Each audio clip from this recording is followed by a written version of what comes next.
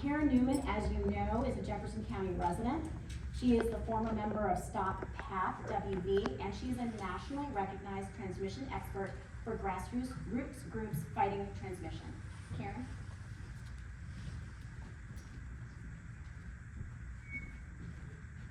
Good evening, I'm Karen Newman. Is this thing working okay? Not very Okay. well. Oh, sorry, I'll shout. Yeah, well, Some of you remember me from Stop Path WV. I was part of the board of directors. And when PATH was canceled in 2012, I started working with other transmission opposition groups around the country, helping them to get educated, organizing, forming their organizations, and cooking up a strategy to win their battle. And most of them won their battle, and that transmission project was canceled. Since that time, oh, that's not the right slide, sorry. Go back to slide one. I don't know how I got there. Did I go back? Anyhow, since that time, I have, no, back more. Back to the PJM slide. One, there we go, okay. For the last year and a half, there's been stuff going on here, so I've been concentrating on what's going on in my own neighborhood. And over that time, I have been attending the monthly transmission planning meetings at PJM Interconnection. And I saw both of these transmission projects go through the bid process, get selected, you know, you fight back against them, but they don't listen to you, but I try. So anyhow, here's what's going on now. PJM has stated that this summer, they're gonna be opening another bid window for more transmission. They need another 10,000 to 15,000 megawatts for new data centers around the region. That's a lot of power, okay? I don't know, are they gonna put another one through here? They've already routed 2 through here right next to each other. Are we the new transmission superhighway to get power to these data centers? I don't know, but I will be monitoring that, and if you know, I see something else coming up, I will definitely sound the alarm. Okay, next. Now, we have gotten 0 information from First Energy, and this is shameful. I don't know why they aren't giving us any information. They should be holding public open house meetings to give us information, show us maps. Last year, they told the media that they would be holding these meetings in Jefferson County in late 2024 or early 2025. Okay, it's May, and we're still getting crickets from them. The 500 kilovolt Marl transmission line that starts in southwest Pennsylvania and comes all the way down through here on the way to the data centers, that line actually has 2 different owners. It's split in half. The western half, that starts in Pennsylvania and goes to a substation in Frederick County, Virginia, that is owned by a company called NextEra. The eastern part from that substation in Frederick County, Virginia to the data centers is owned by First Energy. That's our part of the Marl project. Now the western part, the NextEra is actually getting ready to hold open house meetings and finally give those people some information. And they're gonna be holding them over the next 2 weeks. And the people that are affected out there are forming their opposition and getting ready to go. At some point, First Energy has to give us information. So they will hold these open house meetings, and I just want to talk a little bit about what happens there. There's no meeting structure. It's not like this where you have a presentation and then you're allowed to ask questions. It would be a room like this, and they just have little poster stations with a couple of employees around the room. And you come in, you filter through the stations, they want you to register, give them your contact information, and then you go and you find out about the environment, and you find out about EMF, and you find out engineering, what the towers are gonna look like, and there'll be maps. And on the maps, they may have several different routing options. And they ask you, well, which one of these should we take and which one shouldn't we take? They're trying to divide and conquer you by turning you against your neighbor. So you and your neighbor are fighting about where it gets to go, on my property or on your property. Instead, you should be joining together to fight the real enemy, which is First Energy, okay? About whether we have this project or not where it goes, it's whether it goes. So these experts that are there at all the stations, we have found if you have one question and you ask that one question to all the different people, you're gonna get different answers. I think they just make stuff up for what they think you wanna hear, so you'll move along like cattle in the chute to go through the room. These meetings are very loud and chaotic. Everyone's talking very loudly. It's really hard to hear, even if you're right in front of somebody, to have a conversation. Yes? Karen, would you recommend videotaping the answers, the question and the answer, so that you can demonstrate that they are in fact potentially fabricating information? Yes, I would recommend it. And there were meetings I went to during PATH where they said, you can't take pictures. Remember that, Steve? And I took a picture and I got thrown out of the meeting. So they just make it up on the I fly. can take a picture, I'll take a video. Yeah, and then dare them to have you drug out of there too.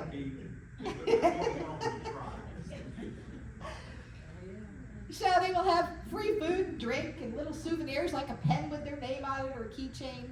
They'll have a little station set up where your kids can sit and color while they're ruining your life with all this information. Then at the end, they want you to fill out the comment card and tell them which one of these different route options they should take. In other words, throw your neighbor under the bus. So, I mean, you fill them out and let them know. So once they have done this exercise with the public and taken all these comments back to their bat cave, then they'll come up with just one final route. And they're supposed to have another open house and show you that one route and take your comments.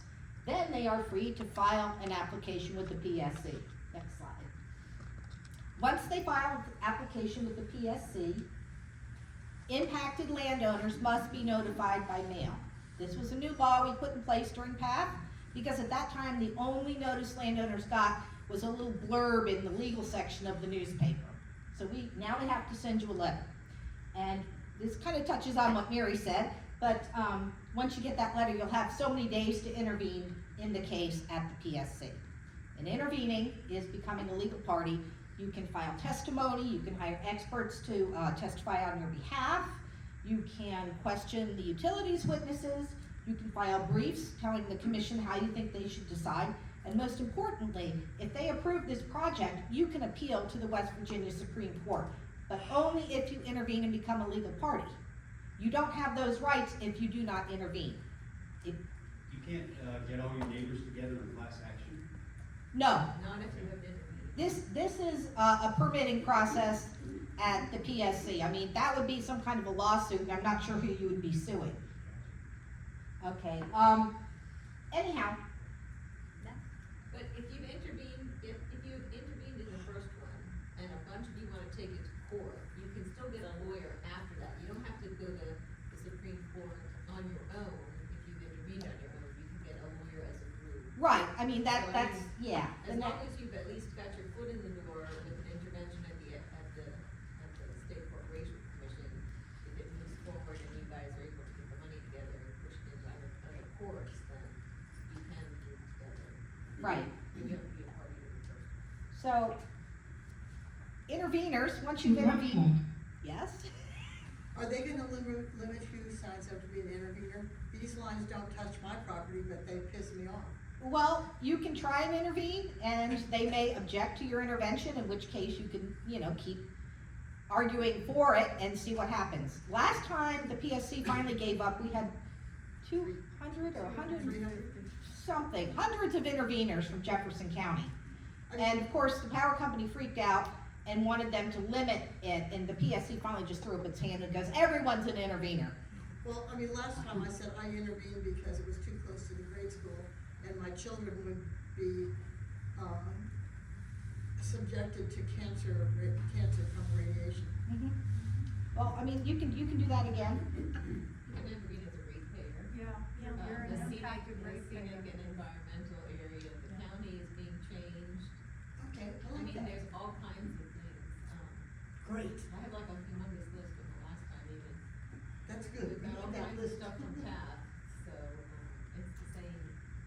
Okay, so once you intervene, which you can do pro se, that means without a lawyer, and I've intervened in a whole lot of stuff pro se and ended up even before the DC Circuit Court of Appeals pro se. So if you think you can do that, then you're free to do it.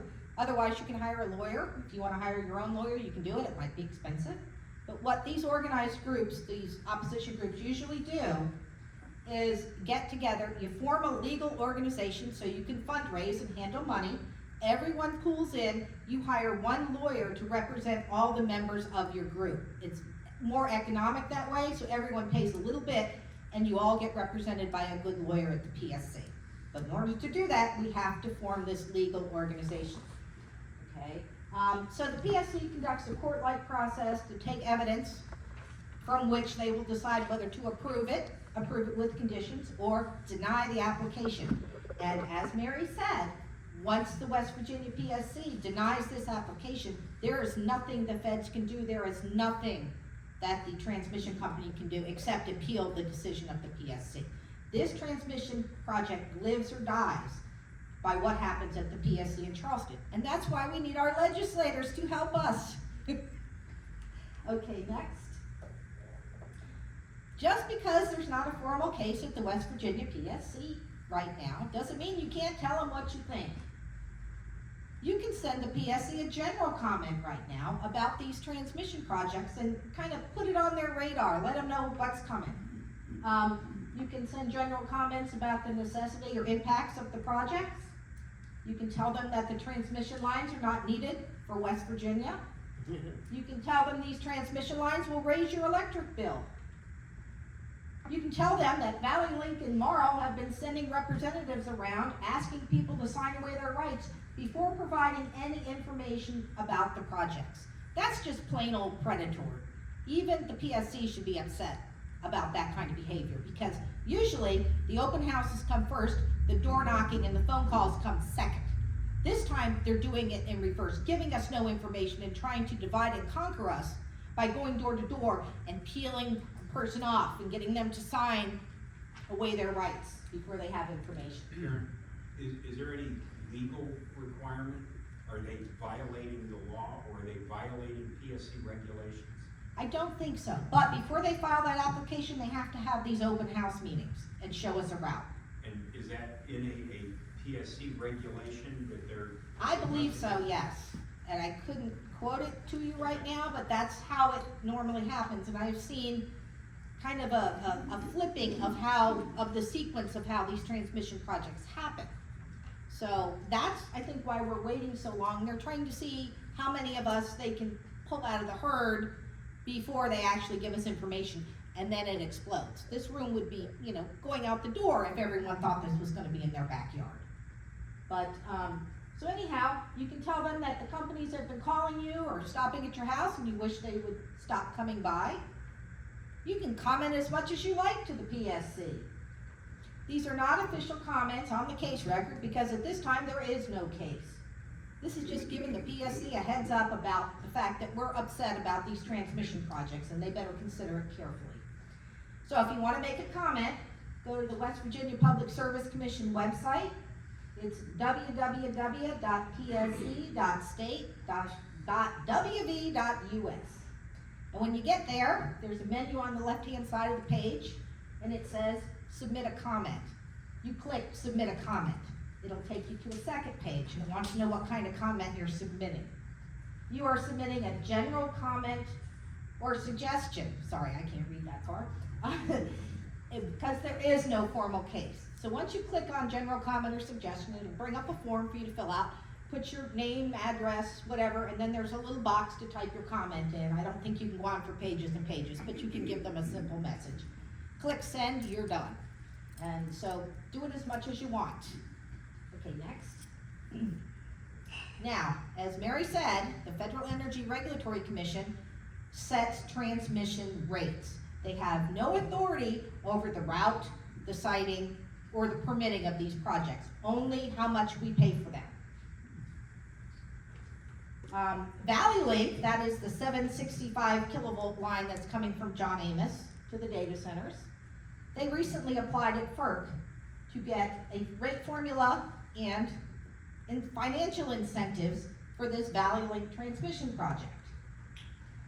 Now, these projects are very lucrative on their own without these incentives. These incentives are just a little more frosting on their cupcake, okay? So what Valley Link has asked for is an 11.4% return on equity. And you might think, well, okay, if this project costs $3 billion, they're gonna get 11.4% of that as profit. It's not how it works. We pay for these transmission projects over 40 years the same way we would pay for our house over 30 years. So the first year, the balance, when they're put it in service, balance is $3 billion. That first year, they would get 11.4% of that $3 billion. The second year, that $3 billion price tag will depreciate about 2.5%, and whatever the balance is, the ending balance of that, we're gonna pay 11.4% on that ending balance in the second year. Third year, you take that balance from year 2, and you depreciate it 2.5%, and then you pay another 11.4% out for 40 years. That's gonna be a lot of money. This is how they make their money. That's why the return on equity number is so important, and why we're trying to get it down in this case. They've also asked for something called the abandoned plant incentive, which allows them to collect all their costs for the project if it is canceled. They are made whole for everything they've spent. PATH had that incentive, and PATH cost us $250 million. Never put a shovel in the ground, but we paid $250 million because of that incentive. There's another thing called QIP and rate base, which allows them to earn that 11.4% return on their construction costs as they're building the project. And there's another thing called the pre-commercial incentive that allows them to collect all the costs that they've already spent on this project, from whatever it costs them to put it into PJM's bidding process, their engineering costs, and the cost of forming these Valley Link transmission companies, which is nothing but a shell for First Energy and AEP, just like PATH was a shell for those companies. Now they're calling it Valley Link. It's another shell. And they made 3 of these companies. Valley Link Transmission Virginia, Valley Link Transmission West Virginia, and Valley Link Transmission Maryland. And we're gonna pay all the legal fees and costs to set up their shell companies. That's what they want. Yep. These utilities are in it for the money. They compete with each other to build these transmission projects because there's a lot of money in it. We all pay for these projects in our electric bills. These costs are allocated to every ratepayer in the PJM region. You can comment at FERC on this. Now, I have intervened in that case. Teresa has done so too. Teresa and I have intervened in that case, filed comments in a protest. And if you all would like to file a comment, I have created a form letter that just has some basic information and asks FERC not to approve these incentives. And I have a little basket, and I will put it on the table over there. If you want to fill out one of these things, put your name, your address, today's date, and you can add any comments you want on it. Put it in the basket, and I will scan it, and I will file them electronically at FERC. If you would rather take it home and do whatever with it, then you can mail it into FERC. The address is on the letter, but it just takes longer that way. So it's up to you. Next. Okay, last slide. Mary touched on some of this, but we have heard that First Energy is going around knocking on doors and calling people and asking them to sign something called a right of entry form. Who here has had that happen to them? Mary? I've had phone calls from the company. I've had them say, we're coming on your property now, and we've got some work we need to do. And I asked them for their permit number, and the guy told me, I don't need a permit number. And I said, yes, you do. If you want to do work for a transmission project, give me your permit number. Well, I don't have one. I was like, what is the name of your project? I don't know.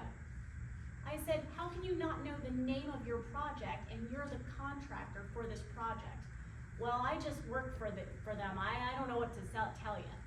Half the time But we're I'm sending out coming. subs anyway. We're sending out subcontractors. It's nothing from the actual company Exactly. that you pay a bill to. It's their subcontractor or the subcontractor to their subcontractor. Well, he tried to tell me PJM is sending me out here, so I just have to do it and you have to obey. And I said, PJM doesn't have anything to do with this. I know for a fact that it's First Energy, that it's AEP Energy, and that it's Potomac Edison, and that this project has a name. What is it?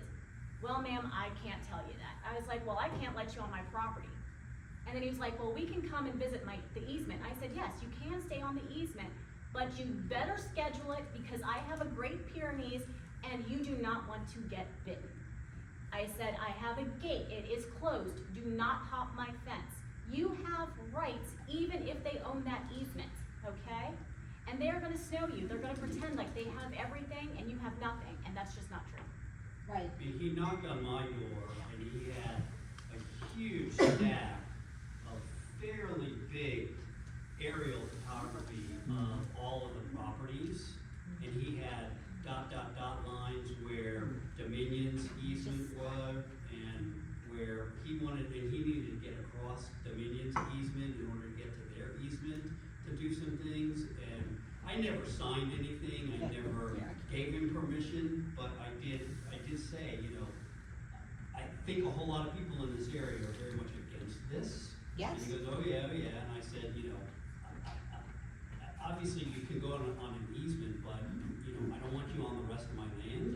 And unfortunately, I didn't take his name, but he had a First Energy badge. Did he? I called Robin the next morning, she was in Florida, and told her, and she's like, oh Jesus, they're already out there. So you're the, He had maps and aerial like drone photography, color photography of pretty much every property along the entire transmission line. but he wouldn't give them to you? So he already knows the route. Do you hear this, guys? They know the route. But they won't tell They us. won't tell us because they want as few people here as possible. They don't want us here, they don't want us to get together. They want us thinking, oh, we're good, we haven't heard from them yet. That's not true. They already know they're coming to take our land. They already know. Just a couple months back, we went to the meeting in outside of Leesburg there was a state corporation commission meeting that was about all this, but there it was about other parts of Loudoun County. It had nothing to do with this Dobbs route. It's basically cutting from Maryland across Virginia, across Jefferson County, and on, and they're breaking it up on purpose so that everybody can't see the huge impact of this thing. And there are two routes, so let's be clear. Right now, as it stands, there's a wreck and rebuild, which FERC Chairman Mark Christie does not like because he knows that wreck and rebuilds hurt communities because you grow up and you get bigger right where their wreck and rebuild wants to expand. He hates these things, okay? The wreck and rebuild is gonna take the 138 kV tower and make it into a 500 kV tower. That's the first one, and they're gonna need an additional right-of-way, okay, rights-of-way. Then here comes a 765 kV tower that cannot be put on the same tower as the 500 kV. It doesn't work that way. I have heard this, it is not true. I think it's PJM who's spreading that misinformation, but Karen will tell you, you can't put those on the same tower. You can't do it. It's not legal. So what they're gonna do is, there's the Dominion 500, there's the new 500, here's gonna be a 765 kV. Summit Point people, we all know that's gonna hit Mount Ellen, it's gonna hit White House Farm, it's gonna affect South Jefferson Elementary School because that's right across the road. It's gonna go right through my neighbor's properties, it's gonna hit me, it's gonna cross Lloyd Road, go straight through Dick Burns's fields, then it's gonna come to, what, Spruce Hill? Spruce Hill development. There are, if this is the tower, here is the home.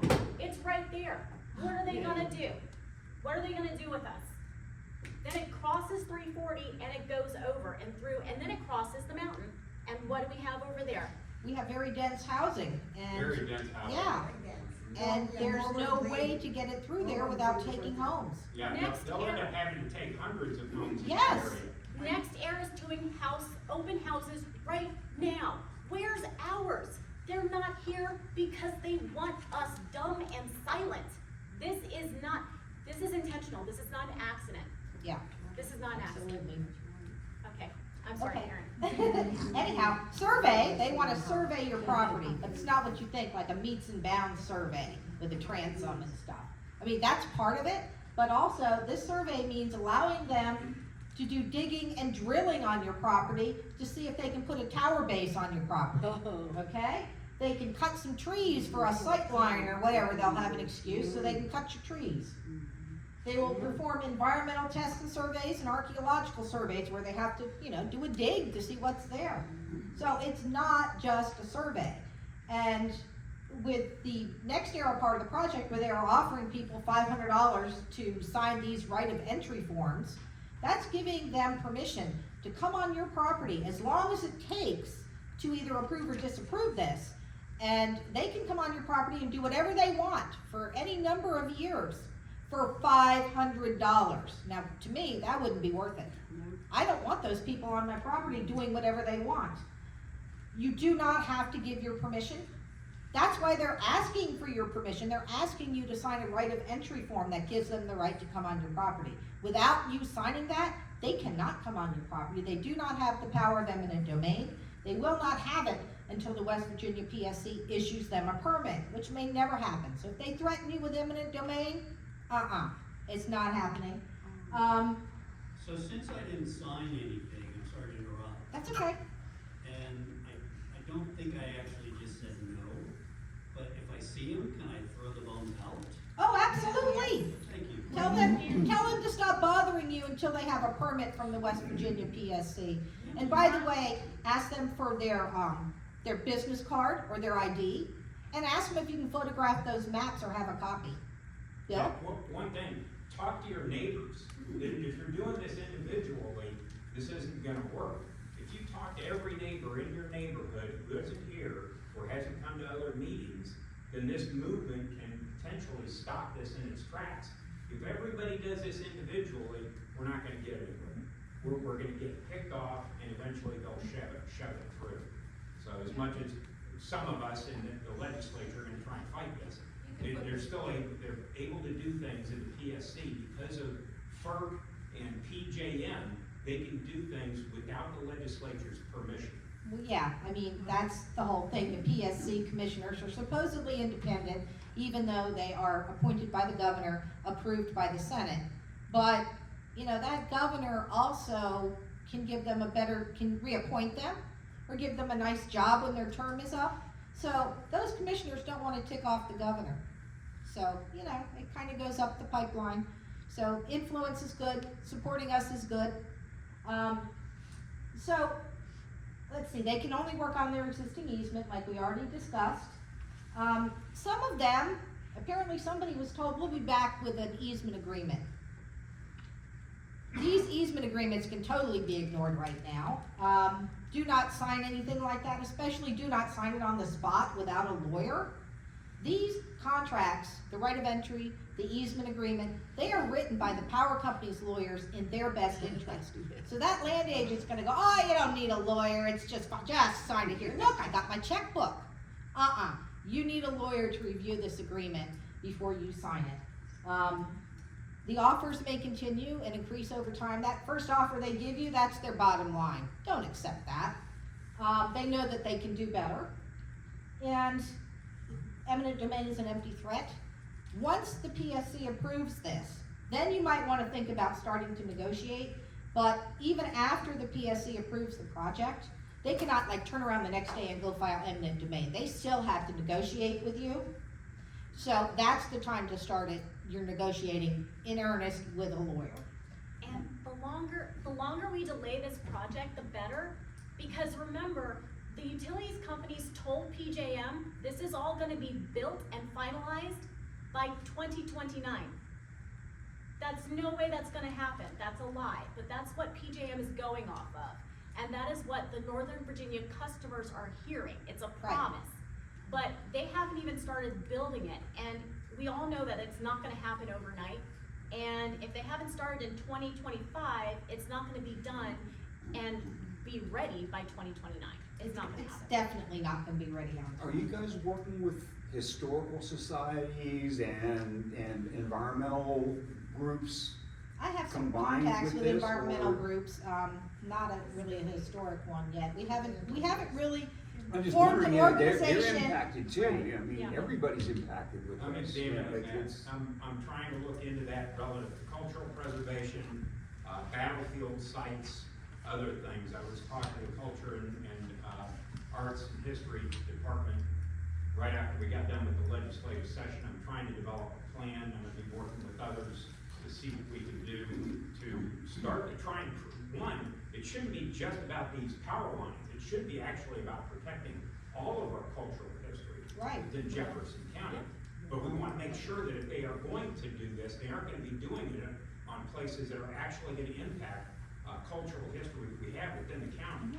So yes, there are some of us that are looking at this. But Good. you also wanna make sure you don't divide between the historical and the Harper's environmental Ferry, and Antietam, private I property mean, just owners. everything. Yeah, just there's- right in that. This has got to be a multifaceted look at this, yes. There's gotta be a huge loud And F also- no from that group. Right, and also keep in mind, Loudon is right now asking them to bury the line because they're worried about their school kids.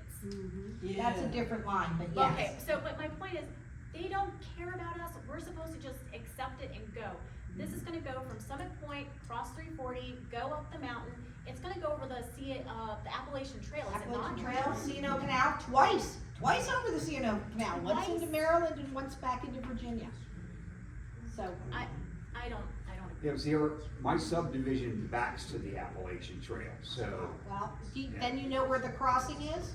no, there's no definite, nothing. Well, there's a very definite place where they cross sure the they have an Appalachian idea Trail. where- Right next door to Pam's house.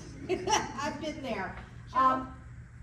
Oh, We've heard, the last time when we had it, I guess, last winter, there was a proposed plan, obviously the two of them, where they were gonna detour it up to Lovettsville because they didn't wanna affect some of the more wealthier communities in western Loudon. Is that still the plan? Cause we've also heard tonight that we don't know the exact route, what they're gonna do, but all indications is it's gonna be adjacent to the existing lines. So absolutely. Can you provide any clarity or updates on As far as we know, they are still taking it straight along the existing right-of-way and not taking that route through western Loudon because the important rich people that live there couldn't have it.